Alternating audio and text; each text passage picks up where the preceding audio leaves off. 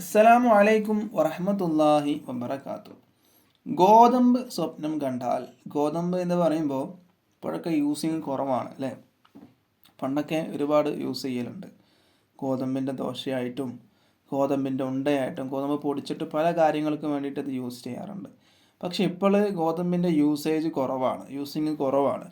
അത് കോഴികൾക്കൊക്കെ കൊടുക്കൽ നമ്മൾ അല്ലേ. ഗോതമ്പ് റേഷൻ കടയിൽ നിന്ന് വാങ്ങും, അല്ലെങ്കിൽ മറ്റുള്ള സ്ഥലങ്ങളിൽ പോയിട്ട് വാങ്ങും, കോഴിക്ക് ഇട്ട് കൊടുക്കാറാണ് പതിവ്. അതിനെക്കൊണ്ടുള്ള ദോശയൊക്കെ നല്ല ടേസ്റ്റുള്ള ദോശകളൊക്കെയാണ് അതിനെ കൊണ്ട് ദോശ ഉണ്ടാക്കിയാലും എന്ത് പലഹാരങ്ങൾ ഉണ്ടാക്കിയാലും. അപ്പോൾ ഗോതമ്പ് സ്വപ്നം കണ്ടാൽ അതിൻ്റെ വ്യാഖ്യാനം നല്ലൊരു വ്യാഖ്യാനം തന്നെയാണ്, മോശപ്പെട്ട വ്യാഖ്യാനമൊന്നുമല്ല, നല്ല വ്യാഖ്യാനം തന്നെയാണ് ഗോതമ്പ് സ്വപ്നം കണ്ടാൽ ഉള്ളത്.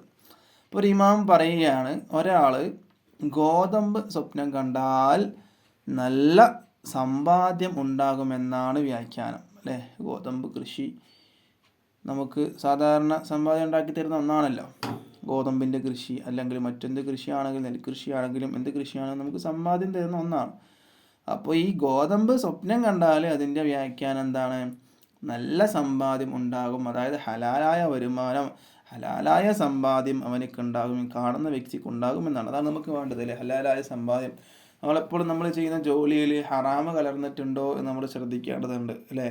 ഇപ്പോൾ എല്ലാ സമ്പാദ്യങ്ങളിലും ഹറാമ് കലർന്നതായിട്ടാണ് സാധാരണ ഉണ്ടാവാറ്. ഹറാമിലൂടെ വരുന്ന പല സമ്പാദ്യങ്ങളാണ്, പൈസകളാണ് നമ്മൾ എന്താക്കുന്നത്, ഉപയോഗിക്കുന്നത്. മനസ്സിലായില്ലേ? അപ്പോൾ വീഡിയോ ഇഷ്ടപ്പെട്ടാൽ ലൈക്ക് ചെയ്യുക, ഷെയർ ചെയ്യുക.